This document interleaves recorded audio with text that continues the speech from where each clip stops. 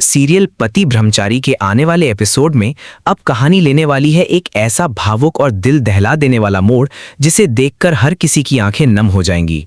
ईशा की सांसें तेजी से चल रही थीं।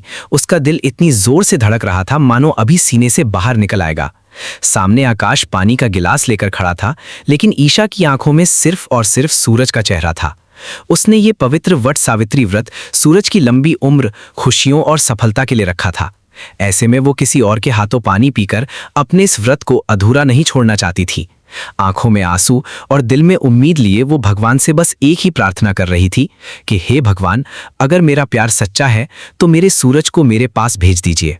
उधर कहानी में एक और बड़ा ट्विस्ट आता है जब आरव को अपनी सारी गलतियों का एहसास हो जाता है। वो सूरज के सामने सिर झुकाकर माफी मांगता है और मान लेता है कि सूरज ने हमेशा परिवार के लिए ही सब कुछ किया।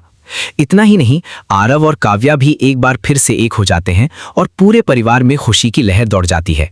इसी दौरान आरव एक ऐसा सच बताता है जिसे सुनकर सूरज पूरी तरह चौंक जाता है। उसका टेंडर किसी और ने नहीं बल्कि काव्या ने भरा था। ये सुनकर सूरज को अपनी बहन के प्यार और त्याग का एहसास होता है और वो भावुक होकर काव्या से माफी मांगता है। फिर आता है सबसे खास पल। 16 श्रृंगार में सजी ईशा सूरज से अपने व्रत को खुलवाने की विनती करती है, लेकिन सूरज गुस्से में कह देता है, आप मेरी पत्नी नहीं है। ये सुनकर सबकी सांसें थम जाती हैं, मगर ईशा भी हार मानने वालों में से नहीं थी। वो दृढ़ आवाज में कहती है, तुम मानो या ना मानो, लेकिन मैं तुम्हें अपने दिल और भगवान दोनों की नजरों में अपना पति मान चुकी हूँ।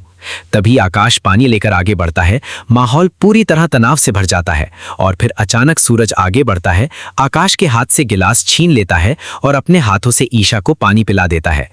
उस पल ईशा की आंखों से खुशी के आंसू बह निकलते हैं।